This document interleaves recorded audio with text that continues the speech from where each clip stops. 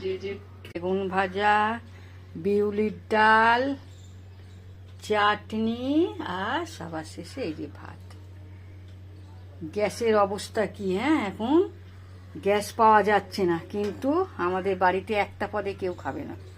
আজকে নিরামিষ, যেহেতু বজরঙ্গ বলি, তাই জন্যে এই যে সব রান্না করেছি। দেখো, গ্যাসের অভাব থাকতেও ঘাটতি, কি অবস্থা গ্যাসের, তাও আমাকে এতগুলো রান্না করতে হয়েছে।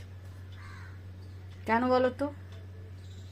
গ্যাস না থাকলে কি হবে? কোনো টেনশন নেবে না, ঠিক আছে? নো টেনশন, আছে আমাদের কাছে ইন্ডাকশান।